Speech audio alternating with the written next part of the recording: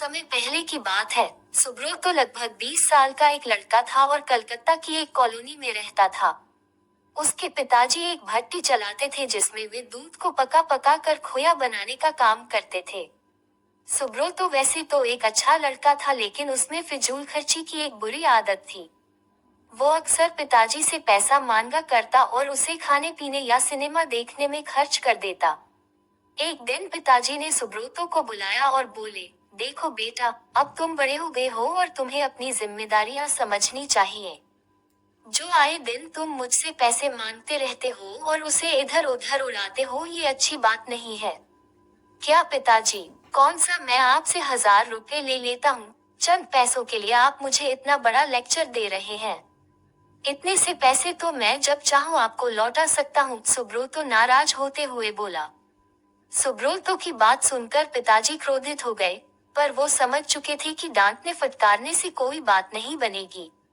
इसलिए उन्होंने कहा, ये तो बहुत अच्छी बात है। ऐसा करो कि तुम मुझे ज्यादा नहीं, बस 1 रुपए रोज लाकर दे दिया करो। सुब्रतो मुस्कुराया और खुद को जीता हुआ महसूस कर वहां से चला गया। अगले दिन सुब्रतो जब शाम को पिताजी के पास पहुंचा तो वे उसे देखते ही बोले, बेटा, लाओ मेरे 1 रुपये। उनकी बात सुनकर सुब्रतो जरा घबराया और जल्दी से अपनी दादी माँ से 1 रुपये लेकर लौटा। लीजिए पिताजी, ले आया मैं आपके 1 रुपये। और ऐसा कहते हुए उसने सिक्का पिताजी के हाथ में थमा दिया। उसे लेते ही पिताजी ने सिक्का भट्टी में फेंक दिया। ये क्या, आपने ऐसा क्यों किया? सुब्रतो ने हैरानी से पूछा।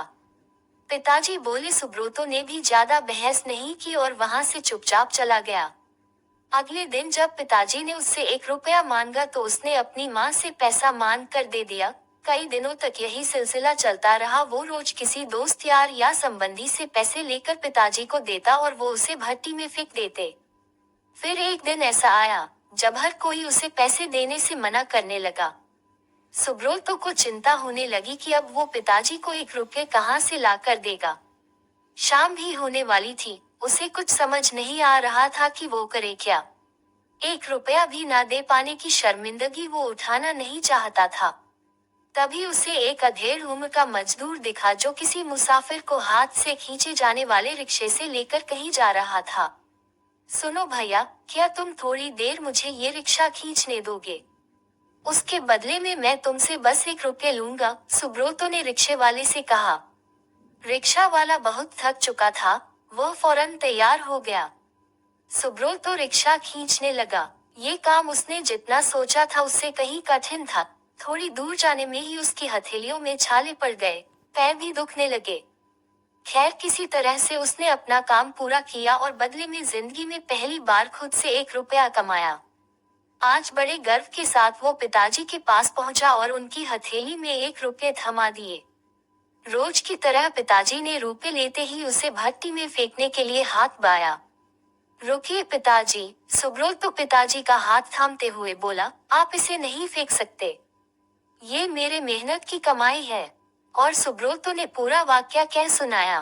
पिताजी आगे बढ़े और अपने बेटे को गले से लगा लिया। देखो बेटा, इतने दिनों से मैं सिक्के आग की भट्टी में फेंक रहा था, लेकिन तुमने मुझे एक बार भी नहीं रोका, पर आज जब तुमने अपनी मेहनत की कमाई को आग में जाते देखा तो एकदम से घबरा गए। ठीक इसी तरह जब तुम मेरी मेहनत की कमाई को बेकार की चीजों में उड़ाते हो तो मुझे भी इतना ही दर्द होता है। मैं भी घबरा जाता हूँ। इसलिए पैसे की कीमत को समझो, चाहे वो तुम्हारे हो या किसी और के। कभी भी उसे फिजूल खर्ची में बर्बाद मत करो। सुब्रतो पिताजी की बात समझ चुका था। उसने फौरन उनके चरण स्पर्श किए और अपने व्यवहार के लिए क्षमा मांगी। आज वो 1 रुपये की कीमत समझ चुका था और उसने मन ही मन संकल्प लिया कि अब वो कभी भी पैसों की